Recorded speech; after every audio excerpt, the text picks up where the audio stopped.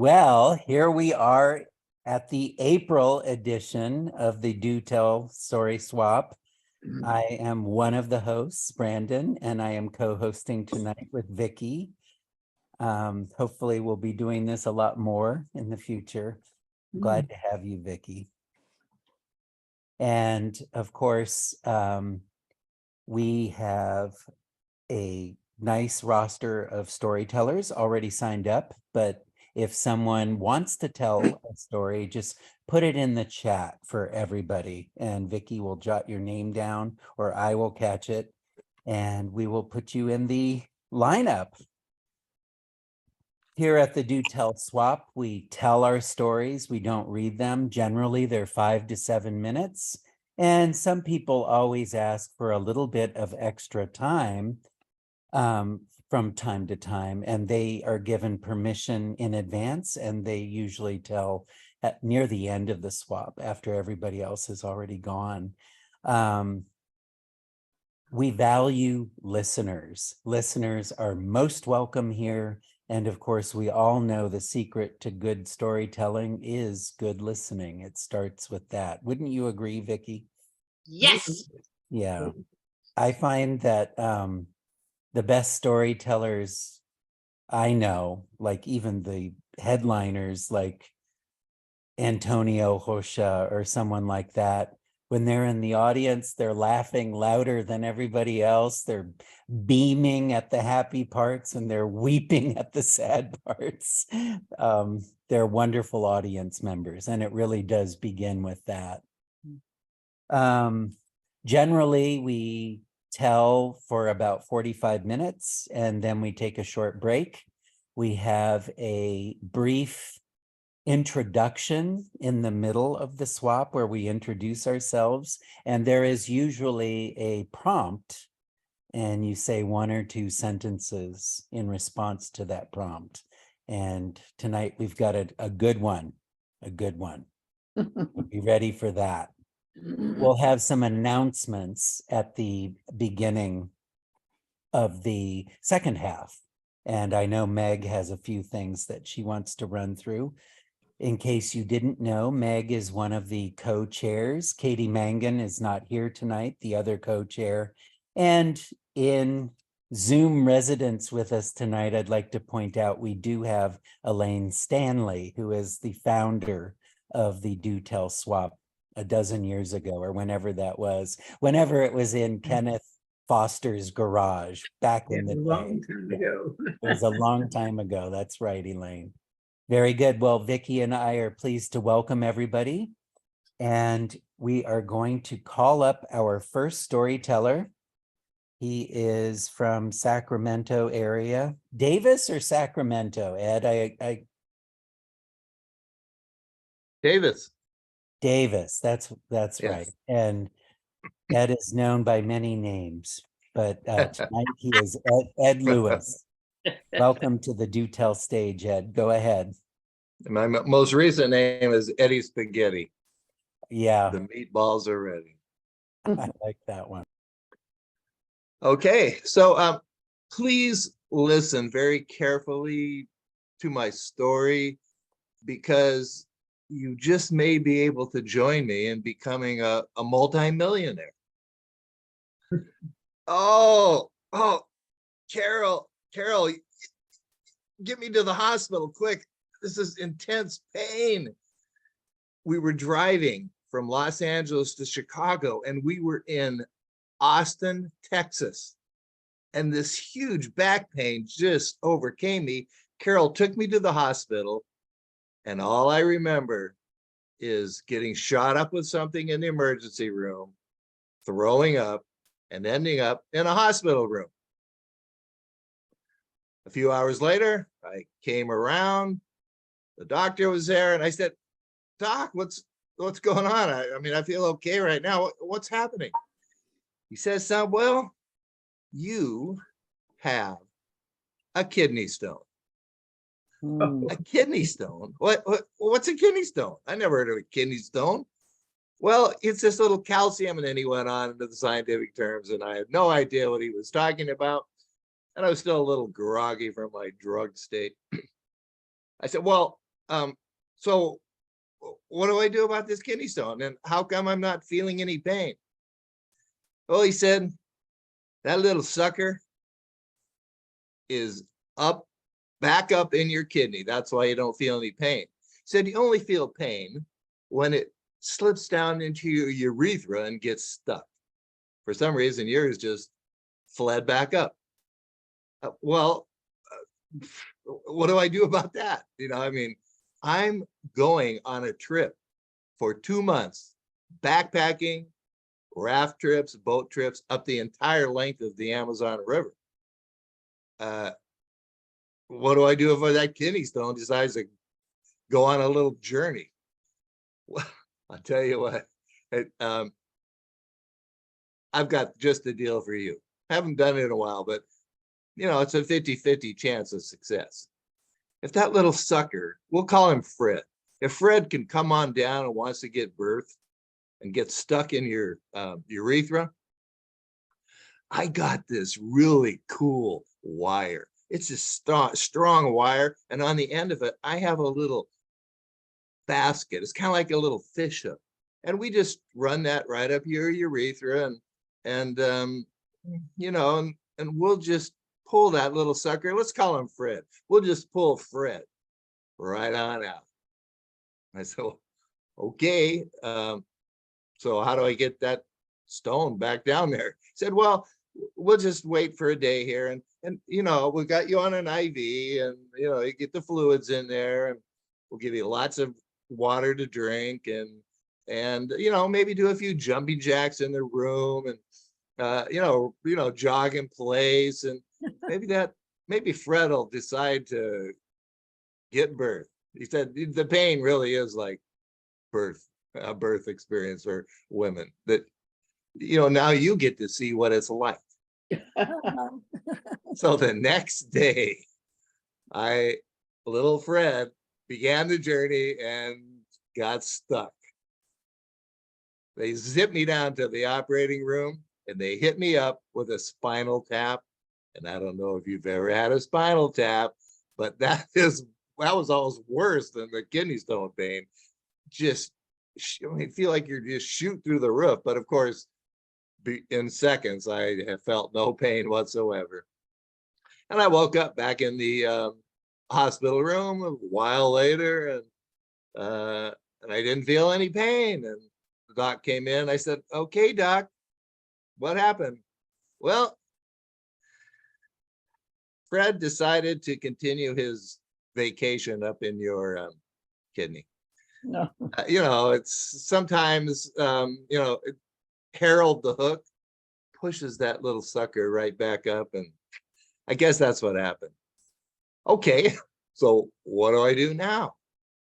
Well, a kidney stone, it could be up your kidney for an hour, a week, a month, 5 years. I mean, we just don't know what's happening. But Fred seems to want to escape to freedom. Well, I said, well, I'm going to the Amazon. And he said, so what do you suggest I do? He said, well, I would suggest that you don't go. A little too risky. There's not going to be no medical facilities. But I said, I'm going anyway. I've got this all planned. I'm going. I got to go. Well, then I'll tell you what. I'm going to give you some Vicodin to take on the trip. Is it Vicodin? The pain thing? Yeah, Vicodin. Give you some Vicodin or Valium, right? Valium, whatever, on the trip. And if it comes, if little Fred begins his journey to freedom and you can't get out, then just go ahead, take that. And if you can find some really good happy smoke where you're at, to relax yourself, and then some really good strong beer, just chug as much of that as you can. And it just might flush it out. Okay, so off I was. I ended up in the Amazon.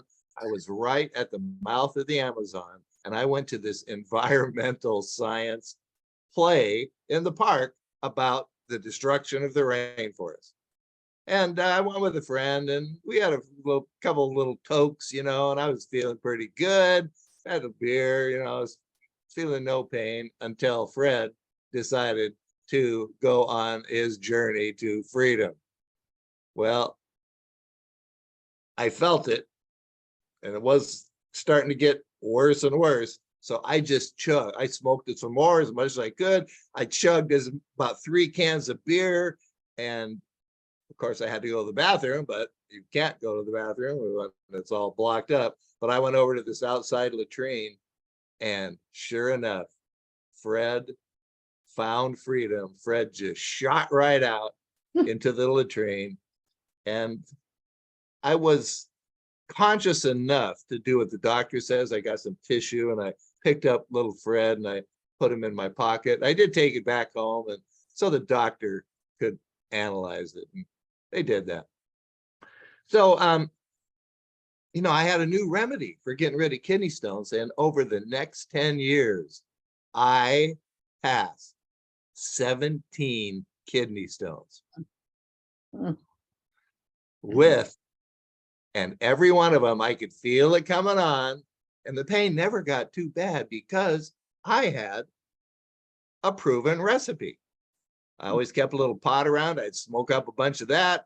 I even forgot the first time to take the Valium. Take the Valium, and I just drank some really good, strong craft beer, pounded down as many as I could, and within an hour, the Fred Juniors were passed, 17 of them. So, if any of you want to meet me next Saturday over there in Santa Rosa, what is it? The Russian River Brewery. It's a great craft beer place. And, I'm sure some of you got a little happy smoke. I could bring some along, and, we can test it out. If any of you have any stones, well, maybe you can begin your collection of kidney stones like I have in my jar, which I plan to make a necklace and pass it on to my children. And that, my friends, is a true story. Ed, I don't know about this doctor. He's the one who gave you this advice, but I guess it was good advice, right? Yeah, there was no choice, I was gonna be somewhere, Now, how big is one of these kidney stones? It's not very big. It's kind of like, that's probably why you can pass them, because they never got to be too big. Yeah. But I don't know what it's like. I don't know. Is it really compared to the pain of giving birth? That's what the doctor said. And I've heard that before, that kidney stone is like that pain. I was once told by a woman, if I wanted to know what it felt like to give birth, all I had to do was pull on my lower lip. And then she said, now stretch it over your head to the back of your neck. At first I thought, oh, this isn't so bad. I like it. You said that. That's a great one. Well, thank you, Ed. That was fortunately, I haven't had any kidney stones since about 22 years. So I'm doing well with that. Horror stories about spinal taps too. Oh my gosh. Very painful. That sounds really horrible. Well, thank you for the, Mark Twain said the essence of humor is sorrow, right? Or is something bad, right? And you just proved that. That was a fun story, but I'm sure it wasn't fun at the time. Yes. And remember, we get a good startup company going. There's all these great craft beer places. Marijuana is legal. We can get a patent.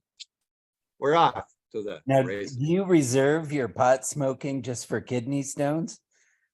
Yeah, nowadays I do. It's just a little too much of my elder in age. Case of an emergency. Okay. Glad to hear that too. Well, thank you, Ed. Very good. Next on our roster, I have my co-host. Oh my goodness, I'm going to bring you down. Yes, Vicky. What did I just do? I wanted to add spotlight. Spotlight Vicky. And there she is. Welcome to the stage, and I will simply get out of your way, Vicky. Thank you. Okay, this is not about kidney stones or childbirth, so we're just going to roll with this, okay? Once upon a time, there was a very prosperous town, and the people in that town took care of themselves. Their lawns were perfect, their houses were immaculate, and the whole town was beautiful. They looked up for their aspirations and they looked down on those people who weren't quite up to snuff. And the whole town was just beautiful, and it shimmered and shone like a newly minted coin shining in the sun. But there was something slightly silent and stillborn about the soul of the town. Now, outside of the town lived a widow woman, and she was kind of disorganized, little disheveled, kind of ditzy. And they would all say rather dismal, because you see, she was poor, poor, poor. But she did have wealth in her two wonderful daughters. Now, the one daughter had the sun rising in her eyes, green, hazel green, with timber brown and spots of light, as if you were looking up through the canopy of a forest into the sunlight. And golden colored hair and roses in her cheeks. She was energetic and passionate and funny and smart and generous of spirit. The other daughter had the sun setting in her eyes, and they were cobalt blue with tiny picks of gold. And looking into her eyes, one felt they were diving, falling into a bottomless blue pool. She had raven black hair and skin so pale and radiant that it mirrored the iridescence of a full moon. She was more quiet. She was kind, mystical, creative, and a healer. And there was nothing she liked better than to pull the spirits of creativity and the muses and pull it all into something beautiful and give that as a gift. Now, Mama loved both her daughters. And she may have been ditzy, but she wasn't entirely unrealistic. She was hoping so much that she could find maybe a landowner to marry one of the daughters, or the son of a nobleman, or a prince. This house could use a prince. We need a prince around the house. But unfortunately, her daughters, well, when they got to the age of courting, you know, they didn't even look out the window at the suitors that were banging on the door. So the daughter with the sun rising in her eyes decided to take herself into town to see what that was all about. And when she got into town, she discovered people and how exciting it was. And she found people who needed something, and she introduced them to people who had a surplus, and she found people who had something to say, and she introduced them to people who wanted to listen. And so she wove the strands of community here and there, and people discovered not only that they had neighbors, but they actually liked their neighbors. And before you know it, laughter erupted here and there, and celebrations and festivals popped up all over town like mushrooms after a rain. And oh, the people loved her for that. They had community. Now, as the sun went down, the daughter with the sun setting in her eyes would come into town, and she would listen to people's stories of how tired they were or how desperate they were. At the end of the day, they felt just beat up. And she would soak in those stories and return with beautiful passages spiritual and poetic and lift their spirits. And she'd bring healing herbs to the sick. But her most important thing was that she created a sanctuary for the creatives, the artists, the painters, the singers, the dancers. Everybody would come and, oh, they would create together into far into the night. And what she did was she went out on the hill and put candles that she lit in the dark. And all the singers and all the musicians would come up on the hill, and a joyful sound would rise up until the people who lived in the town, who normally went to bed at exactly the same time because they needed to be up at exactly the same time because they needed to be at work to make the same amount of money they expected to make, well, they just pushed past their bedtime and walked up the hill to see what was going on. And listening to the music, they began to sway and they began to dance and they began to sing. And before you know it, they were having a hullabaloo. And it lasted till after midnight every single time. And you know, the people didn't go home tired.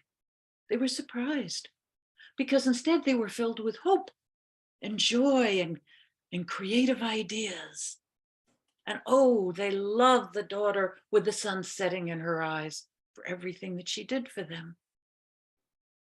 Well, one day, the mayor of the town, as happens to a lot of us, grew older and crabbier, and he didn't want to work anymore. Not going to do it. And he just decided to retire flat out. And that's what he did. Bang. Well, that left the town scrambling for an election, which they did post haste. And it turned out that unanimously, everybody in the town decided, well, you know, if one mayor is good, 2 mayors is going to be twice as good, right? So they elected the daughter with the sun rising in her eyes to be mayor of the daytime.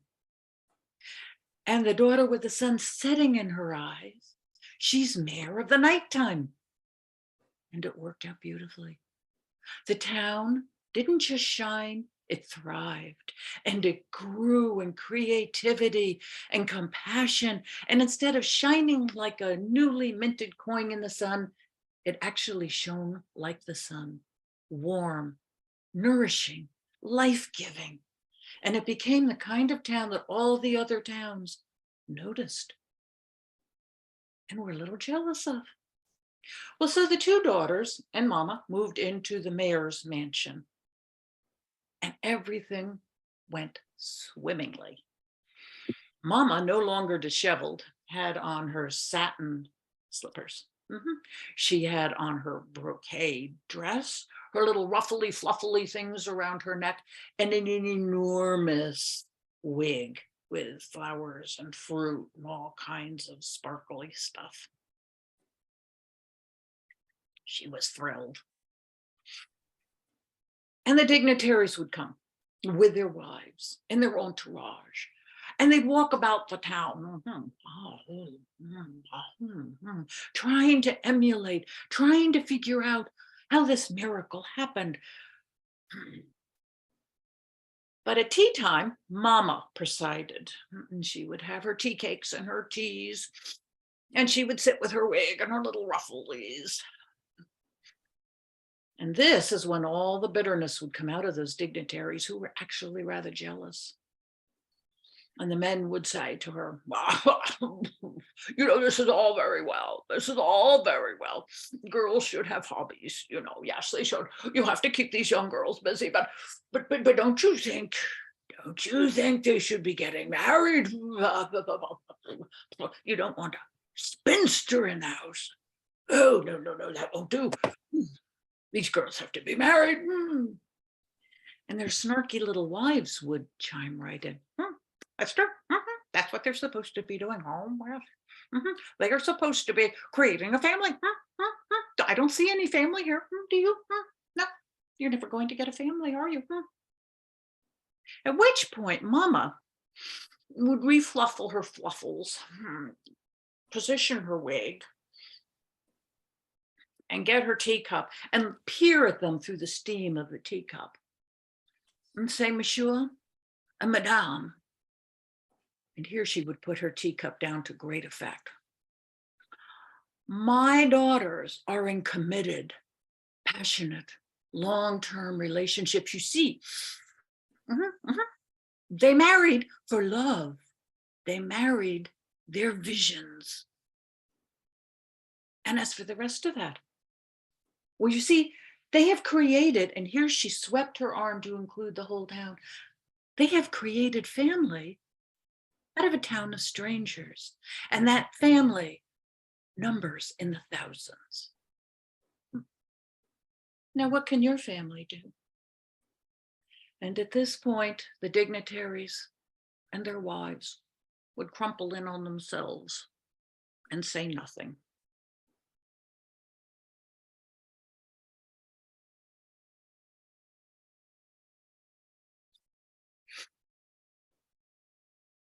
Oh, Vicky, you wove an entire world there.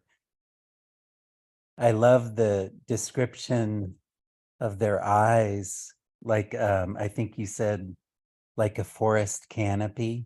Hmm. I can really see that with the sunlight behind the green Mhm. of the tops of the trees, and raisin colored hair. That was really a nice touch.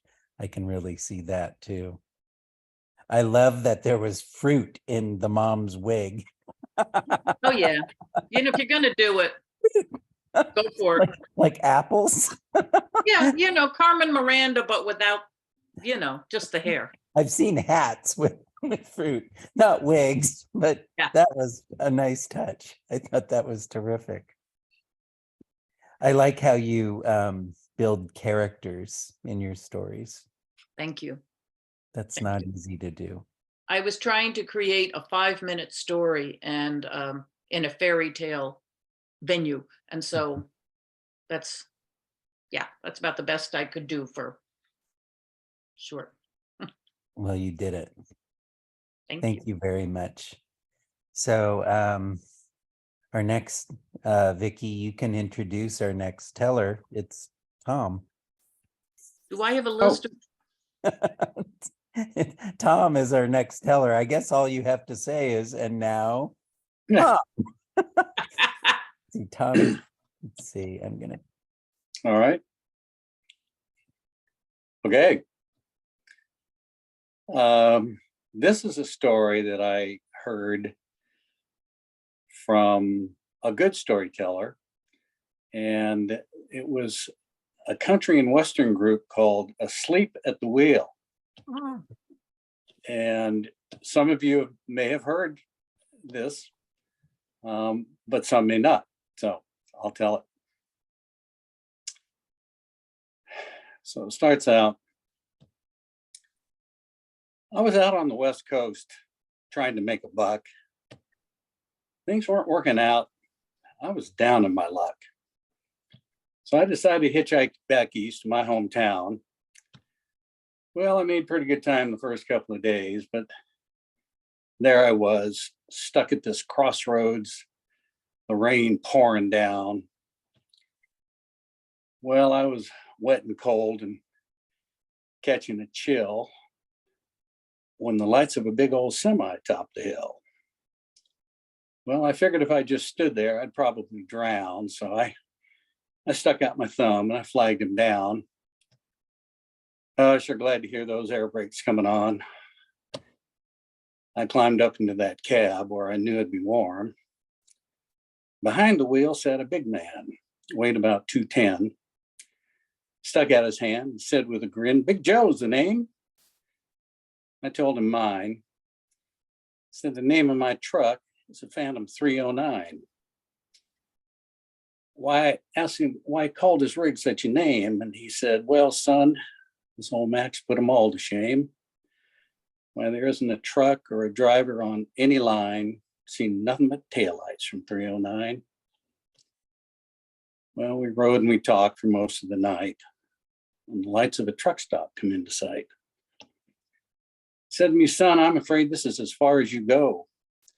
You see, I've got to make a turn just on up the road."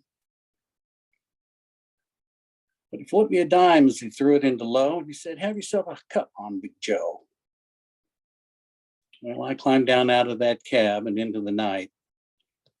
Seconds flat, he was clean out of sight. Well, I walked inside and I ordered my cup, slammed down my dime, said, Big Joe set me up. Well, the place got deathly quiet. You could have heard a pin drop. Waitress's face turned kind of white. Did I say something wrong? I said, kind of halfway grin. Waitress says, no, this happens now and again. She said, tonight at that crossroads where you flagged Joe down, there was a busload of kids coming from town.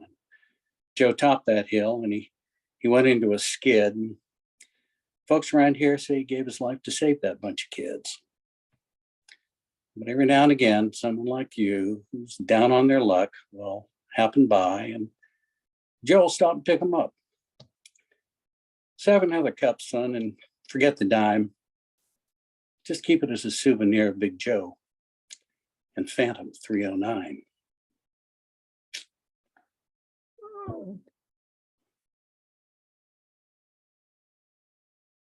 Oh, wow, Tom, that gave me chills. That's wonderful. Is that, of course, it's in rhyme. Are those lyrics to a song or? Well, it was actually spoken Uh-huh. in the song, like I did, Oh, okay. Right. only much better. But of course, in the background, it was accompanied by guitars and all the Yeah. musical instruments you would expect. Oh, my Tom Waits does also a very good version of that song. I can imagine Tom Waits's voice telling Yeah. the story. Yeah, And I like to tell that around the campfire. It's a good ghost story. it is. It's eerie, but also positive and Yes. very haunting in a good way. Yeah. Thank you for sharing that. I had never heard. I see in the chat that Meg knows "Asleep at the Wheel," so she's familiar with that. But I had never heard that before. So thank you so much for sharing that. Good. And I like how you credited the artists at the beginning. That was All right. that was professional. Thank you very much. I enjoyed it. Very good. And we only have one more name on our roster so far. So we're going to start ruthlessly culling the 8 other members at the swap right now for stories during break.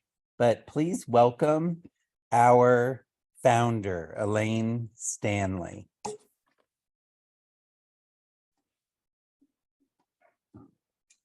Turn on my mic. I don't know what this is. I can hear you. You're Okay. good, Elaine. We hear you. All right. There was a young man who was very good at his trade. He worked hard to develop his skill, so he was the best in all the land. For you see, his job required that he be very quick and fast and accurate with his hands, light of touch, and very fast. For you see, he was a pickpocket. Now, he wasn't just your average everyday pickpocket, for he only picked the pockets of people who looked like they would not go hungry if he took their purse. And one day he came home from his job. He had been walking through the town doing his work, and he took his earnings and he put it out on the table and counted it up. And while he was doing that, it dawned on him, if I just left this little town and went to the big city, I could get rich. For in this little town, they rolled up the sidewalks at 7 o'clock. And it was very hard. His pickpocket hours were limited. He couldn't increase the time if he needed a gain to his income. So the next day he packed up a few things and he headed off to the big city. Oh, it was even better than he had imagined. because there were people everywhere, night and day. And they gathered for all sorts of reasons. Maybe somebody was fighting and a gang would gather to watch the fight. Or maybe someone was announcing something and on his soapbox expounding his ideas and thoughts of something. And people would gather to listen. And the young man was becoming quite wealthy. He now dressed and clothes very much like the people whose pockets he picked. He lived in a big fancy house on the hill. And one Sunday morning, he was moving through a crowd of people, just working his way through. And he met a young woman. She was about his age and beautiful. He was smitten. He stopped and talked to her for a minute or two. And then they parted ways. And as he walked off, he kind of reached down and he felt his pockets, and his pockets had been picked. And it had to be that girl. He went back through the crowd looking for her. And finally, in one of the thickest parts of the crowd, he found her. And he said, come with me. And he pulled her aside and he said, you know, you're very good. You're very good. And you and I do the same thing for our living. And she agreed, she knew this. And he said, why don't we team up together? Why, we could be the richest in all the country, the entire country. And she said, well, I could think about it. And so she started living in the house, the big fancy house up on the hill. And they were happy. They went out and worked the crowd together. They didn't have to work as long in hours because it was the two of them together earning this money. They had a small wedding. They were happily married and so good together. One morning when they awoke, she said, oh, darling, I've just had this wonderful idea. And he goes, yes. She said, I'd like a baby. And he goes, a baby?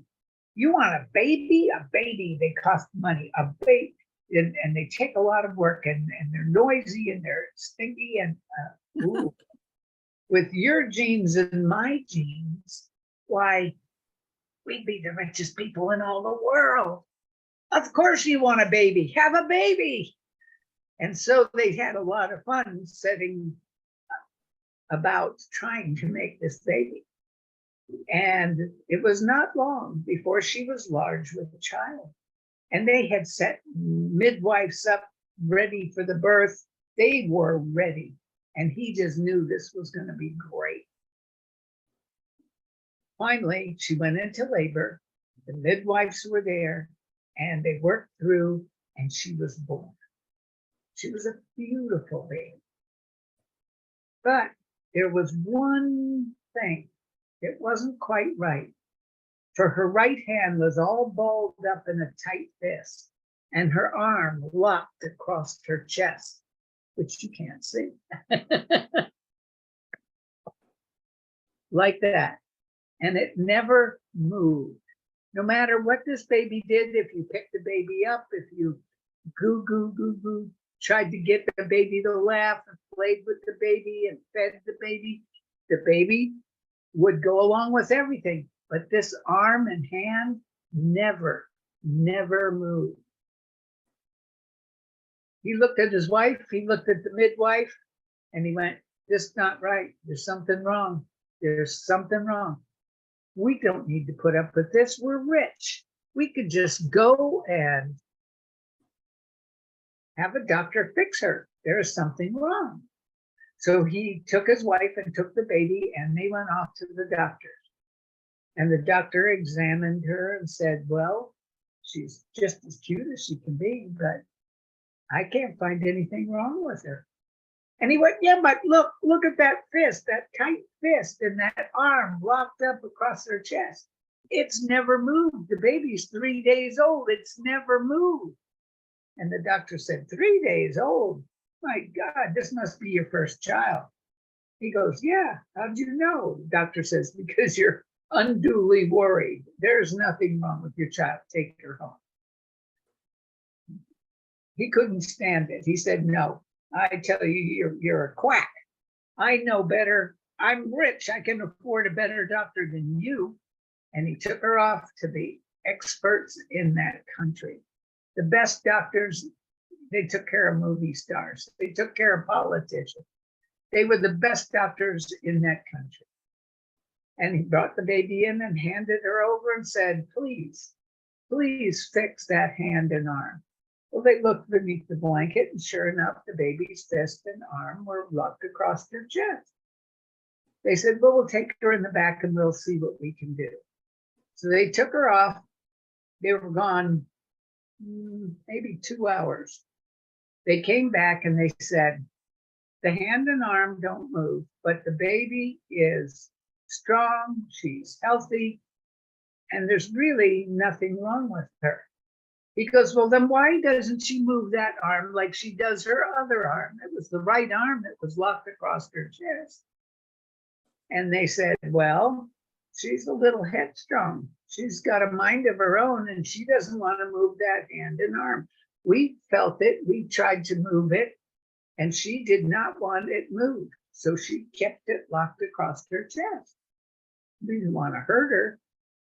And he said, that is ridiculous. I cannot believe you can't fix her.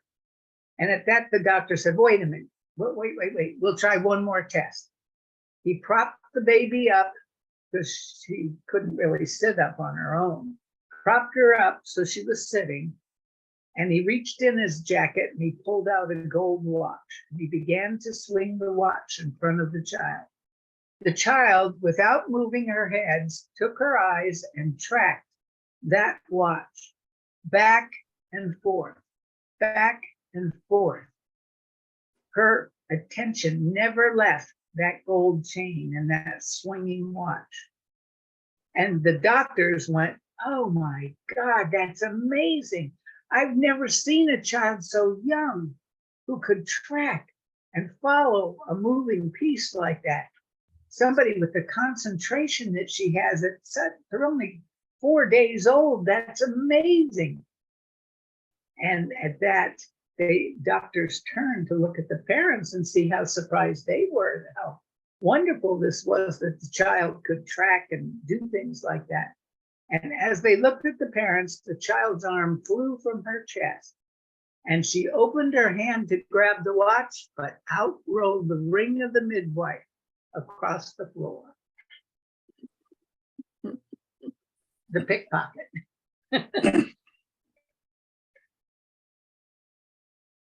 Oh, Elaine, that had a twist in it. Oh my gosh. I haven't That's told that in wonderful. probably 8 years. Yeah, that was terrific. It's a fun story to tell. Very fun. Very fun. Well told. Oh, thank you. Well, we've reached the midpoint of the evening, or a good place to stop and take a short break. And when we come back, we'll have our virtual circle where we introduce ourselves and answer a brief prompt in 1 or 2 sentences. And then we'll have some announcements. In the meanwhile, if you're interested in telling a story, there's certainly room. Just put that in the chat.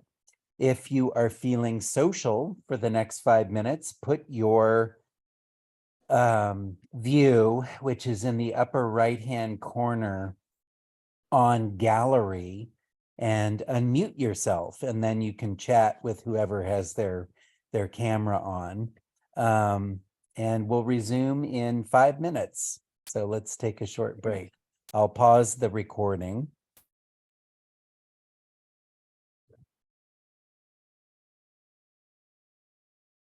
Welcome back.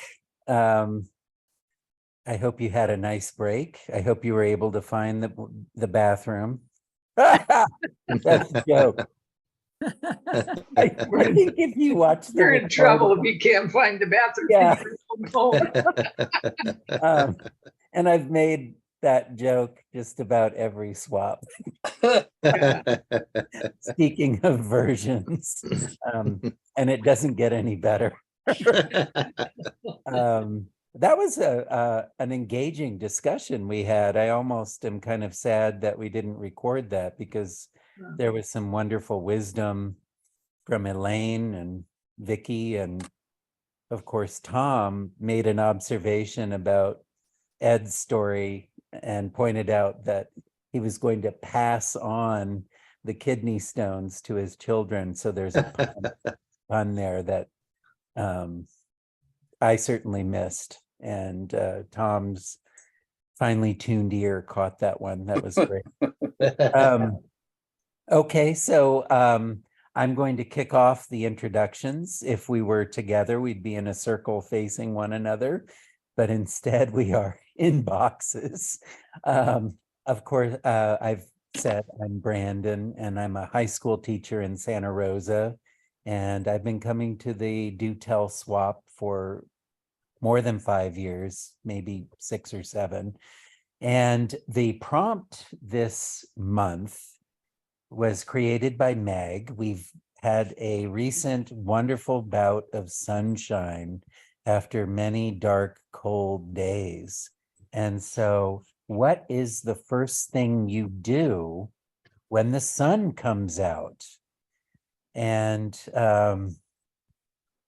for me, I really felt it yesterday.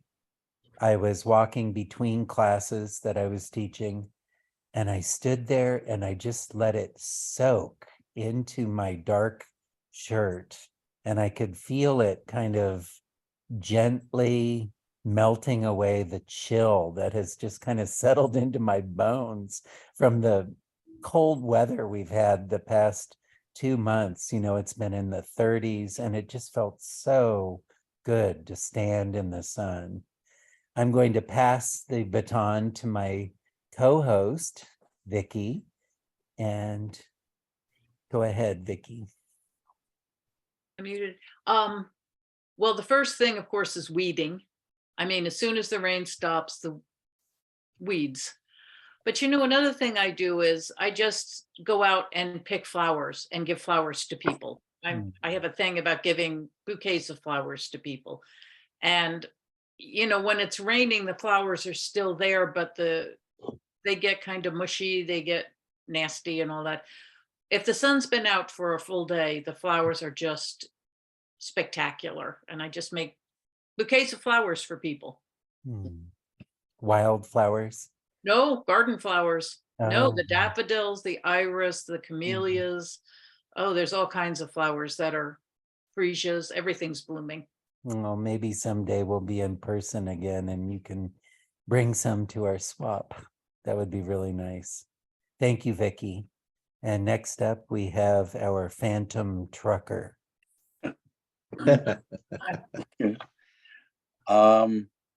Well, I live up here in Washington State, where we see a lot of rainy gray skies, and have had our share of them this winter. But today, we woke up to a pounding rain, and I had a date with a good friend here to go walk on a beach at 2 p.m. And at noon, the rain stopped and the sky opened up and the sun came out and the skies were blue. It's wonderful. So we took our walk on the beach, and it was an extremely low tide, a minus tide today. And we found the wreck of an old wooden lumber ship that had been brought up onto the beach maybe a century ago and burned to recapture all of the iron and nails out of it. And there was the skeleton of it embedded in the mud. And because of the sun shining on the mud, the skeleton of this old wooden ship really stood out very, very, very beautifully in the sun. So that's my sunshine story for today. Wow. That was like a story in itself. I'm glad The sun came out. I was worried that the prompt had made you angry. I woke to a pounding rain. I didn't realize you were coming in from Washington. That's really wonderful. Isn't Zoom great? Yeah, it really is. Where do you live in Washington? I live in a little town called Port Townsend, Washington, Yeah, right at the very, very mouth of Puget Sound, where it comes out into the Straits of Juan de Fuca. And so we get a lot of maritime weather here. It's actually quite beautiful. yeah. I was there last summer and I grew up in Tacoma, Seattle, and the San Oh. Juan Islands. Sure. All right. You know, Yeah, Port so I know Townsend. all about that. Love Of it. course you do. Yeah. Yeah. Good. Well, Ed, just keep going. You've already started introducing yourself. Okay, so I'm a retired early childhood teacher and professor. And when the sun comes out and I'm outside, I just open my arms, really let it in, just feel it all over. And I really take in the environment. I mean, it's just like I can see more deeply into what's out there, than I might normally do. Wow, It just fills me with joy and a peaceful feeling. wonderful. Thank you, Ed. And how about our Elaine? Sunshine on my shoulder makes know me that. happy. I love the sun. I know we need the rain. I like the rain, but I am thrilled every time the sun comes out, and it's just standing there feeling the warmth penetrating your clothes and your bones does feel good.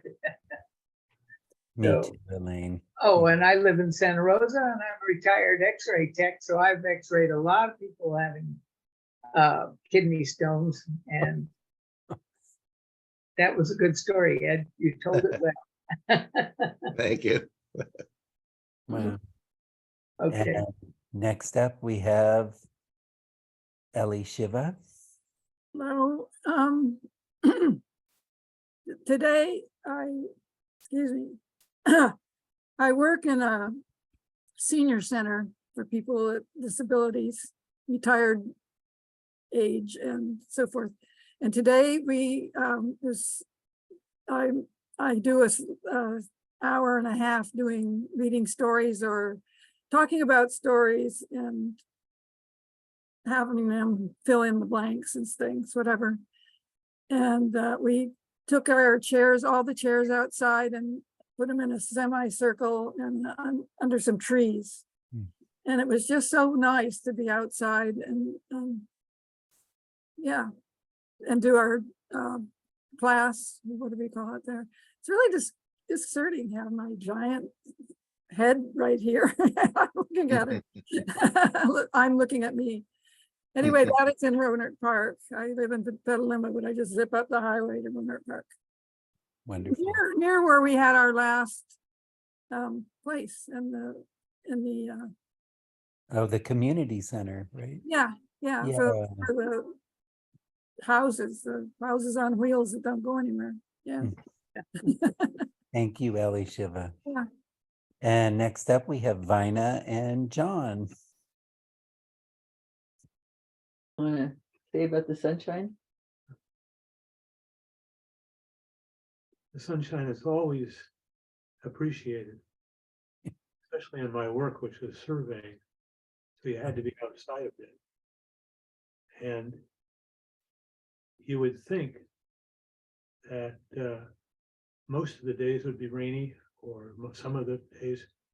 And yet in my work, I don't think it ever rained while I had to be out there working, which that's it. It's a kind of a magical time of year right now because we're near the equinox. And so when I sit at our breakfast table, usually, I don't know, 6:45 or so, I'm all of a sudden aware of a light filling our room. And I look over at the horizon. and our horizon is Sonoma Mountain. Excuse me. And during the course of the last 10 days, that sun, the location where it comes up, pops up over Sonoma Mountain, has galloped, literally galloped to the north. And so I have such a sense of the earth on its axis, changing its relationship to the sun so that we're having the longer days and the sun is rising farther north. So that's really exciting to me. Whoa, that is a really cool image. I keep trying to find a good way to explain the monsoon to my students, and it has to do with the tilt of the earth and the different times when the sun is directly over a certain area. And that story you just told would really help with that. I think I'm going to try to remember that. Thank you, Vina. Yeah, thank you. And next up we have Meg, our co-chair.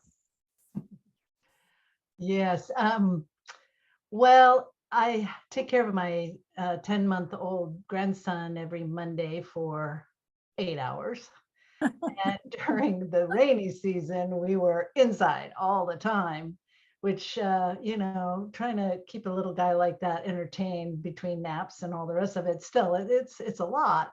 And so now, because it was so beautiful out this week, yesterday, as a matter of fact, I was able to put him in his little stroller and take him out and get a nice walk in. It was wonderful. And he must have loved it, because usually I've done it a couple of times. It was cold and windy, and maybe there was sun, but it was cold and windy, and he would kind of burrow down in that thing. But this time he was sitting up, he was looking around, he was watching the trees and the dogs and the people, and he was just so happy, and I was happy. So I am very thankful for sun and nice, beautiful weather for us to both enjoy and get out and get a little bit of that fresh air. And I'm Meg Brown, and I live in Forestville here in Sonoma County. Yay. Thank you, Meg. Mhm. And next we have Gay.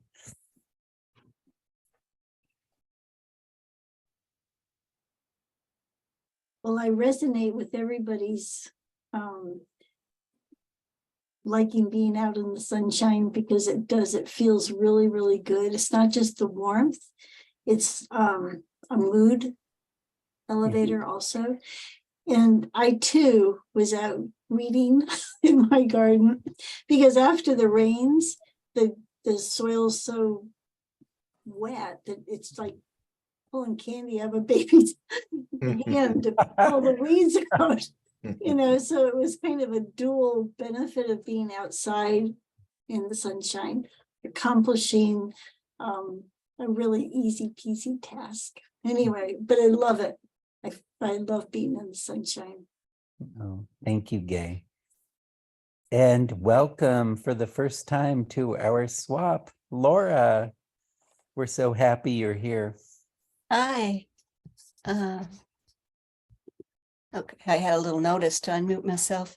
I really liked hearing all about, everything people said about enjoying the sunshine, because I too, I go out and I weed first thing when I'm by myself, and I feel so good and I'm so happy, and I forget how happy everybody else is too, and this is like, oh yeah, we're all connected and we all really share this. So that's like really uplifting. But the one thing that came to mind was a couple of weeks ago when we were really in the thick of like all the rains, and my husband and I watch our granddaughters once a week.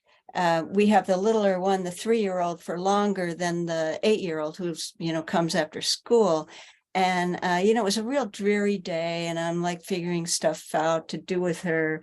And she happens to notice that the sun was out, and I'm thinking, and she says, we got to go outside. Let's go out. I'm thinking, no, it's not a good day for going outside. We can't do that, but she was really persistent, And so we went out in the backyard. The sun was beautiful and we had the best time just playing out there spontaneously. And then we came in and it started pouring again, it got really dark and awful. But that's like just one of the great things about spending time with little people. They know there's so much in the present. I was into like dreary day mode, She pulled me out of it.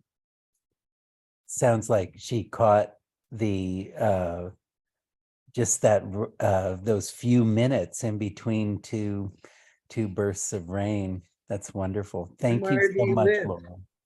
Oh, I live in Rohnert Park, and Yeah. I'm an editor for a financial services publication. I used to actually run this kind of big editorial department, but it's been shrinking over the years. It's a tiny staff now, and we all work from home. So, yeah. Well, Laura, we're so glad you joined us, and we hope you come next month too. Yeah, me too. I like it here. Good. Let's see, I have two others. There's Benny and Gerald. Is that Gerda or is it Geraldine or?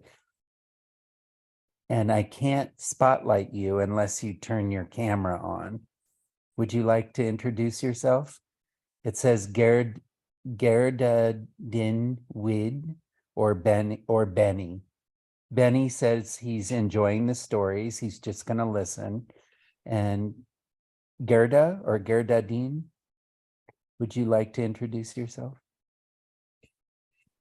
I will certainly take Laura out of this.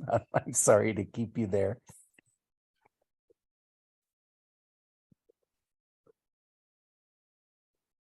So it was nice to meet everybody. And again, a big welcome to Laura. It's her first time at our swap. And I hope we've got your email so that you can continue to receive information from us.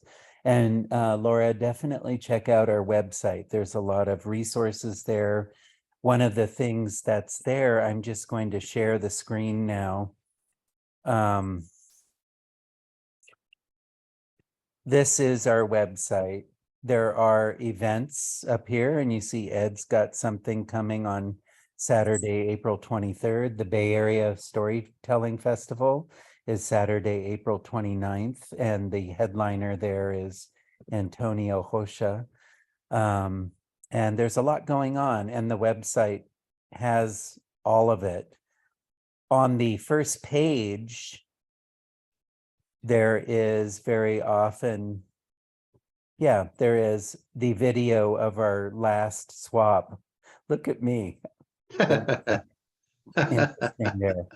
And this right here, I think you can see my cursor is Vicky's storytelling resource. And there's some resources here. There's an article, and then there are those, that game that Vicky talked about for producing some original stories. So all of that is here. So I don't want to take up too much time. I want to hand things over to Meg Brown, our chair, who is going to make some announcements now.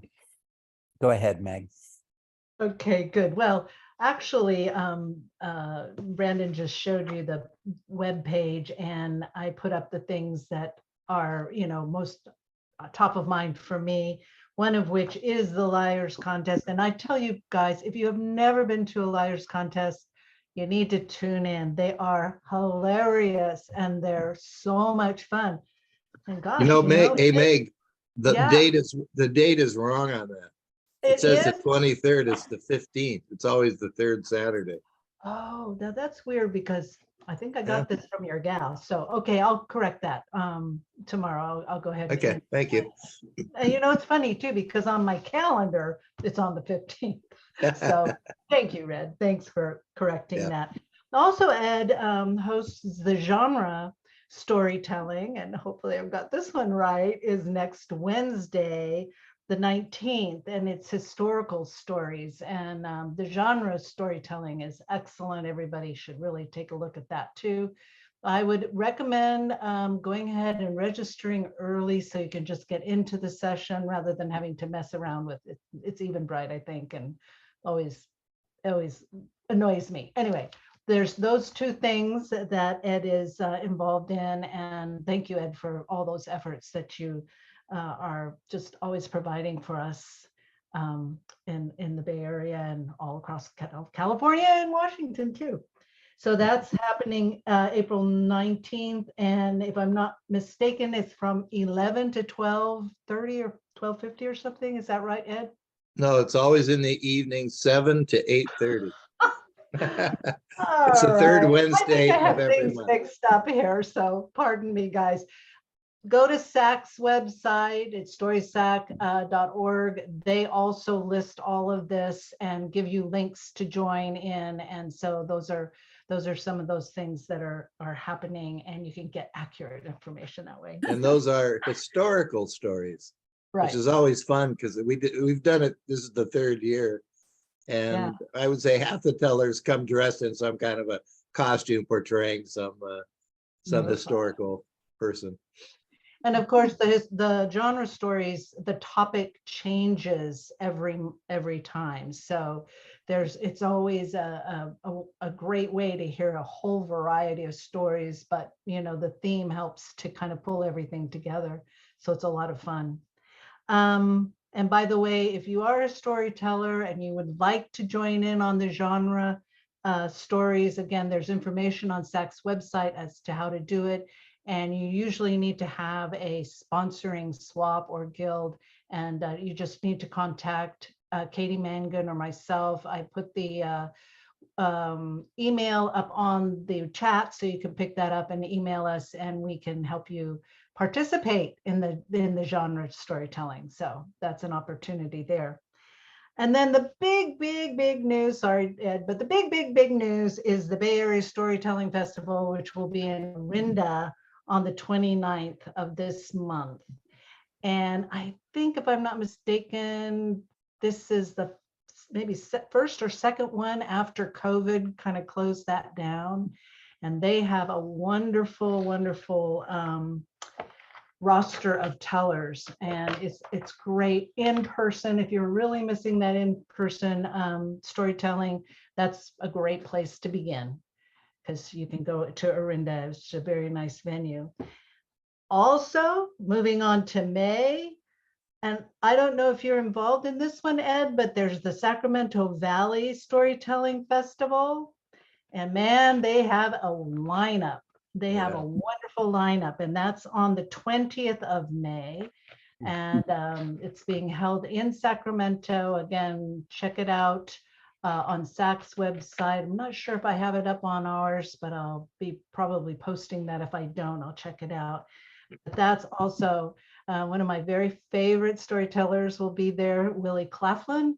And I'll tell you, it's hard to find him sometimes nowadays. Yeah. He does some really great smaller venues in San Francisco, but Willie's back seem to be a little bit more on the circuit. And is Anthony Rocha on that one too? No, Claire Hennessy and Corey Rosen are the key featured tellers. And we have an Okay. open mic, and we have some regional tellers. It sounds fabulous. It really Workshop. sounds like a lot of fun. So that's happening too. And so I think that's what I've got for you, but it's a couple of months of some really great festivals and events, online events and in-person events. So like I say, we try to post that up on our website, but you can also definitely check out SAC, because they are very good at putting that together. And I think one of our storytellers, Genevieve, I think she's in the next genre. She is. Yeah, Yeah, the okay. historical stories. She is.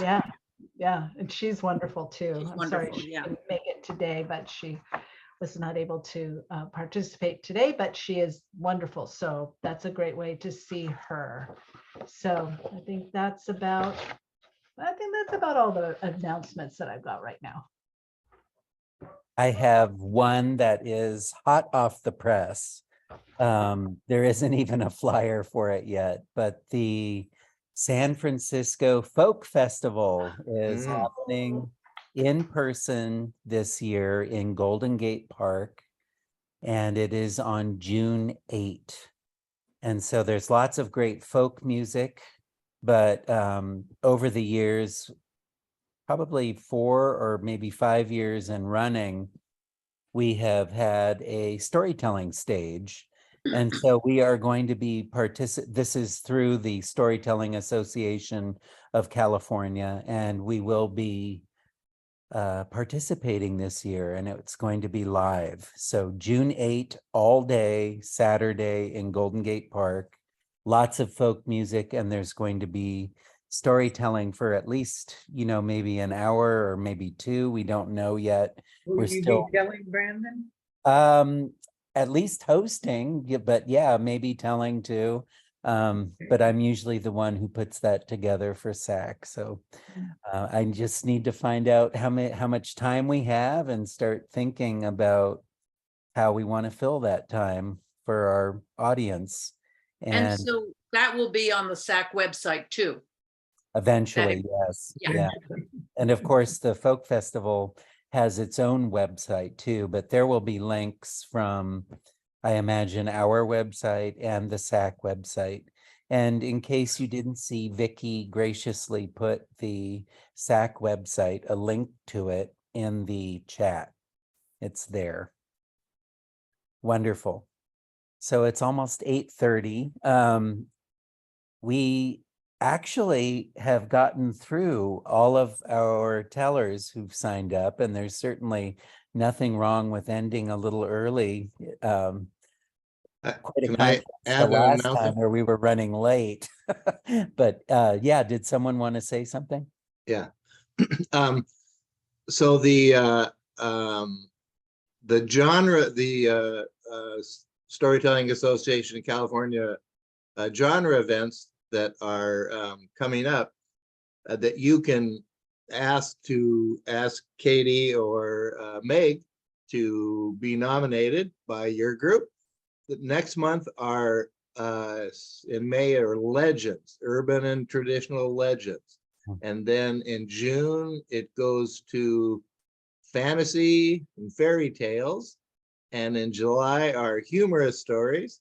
And then we start the whole new cycle again with personal stories in August and folk tales, so forth, so on. So yeah, you can check out the website, and I think you guys have it posted. Mhm. And another really great thing that just happened for the Storytelling Association of California, 6 of us from California, along with 3 people from South Korea and about another 10 or 12 people from all across the United States, went to Kauai for a 6-day story retreat and end up in the mountains. It was so beautiful. We put on our own workshops. We did performances throughout the islands. We did performances for each other. And SAC now has joined Story Crossroads, because Rachel Hedman was there and she convinced us that we should join. So we brought it back to the board and we joined it. And that gives you, as a member of SAC, access to their 50 hours of workshops, of all kinds of information that they have in their library. So it's a great new benefit for a member of the Storytelling Association. Wonderful. Thank you, Ed. Thank you. So let's call our storytellers to be applauded. Vicky, who is also a host, told a wonderful story. And of course, Tom. Tom, I hope you come back with a story next month as well. And am I missing anybody? I think that was Ed. Ed's there. You're there. So yeah, thank you all for your stories tonight. And like I said last month, like some of the days may seem long, but goodness, the month sure goes by fast. And before we know it, it'll be May and we'll be together again. All right, thank you all, and to all a good night. Thanks to my co-host, Vicky. It was fun working with you. And Thank you, until we Brandon. meet again. Yeah, of course, Ed. Thank you. Thank you, Vicky. Thank you, Brandon. It was Yeah. great. Thank you, everybody. Good Great. night, everyone. Good night, night. Laura. Good Good night. night. Good night, See you in Meg. Port Townsend sometime. Yeah, anytime.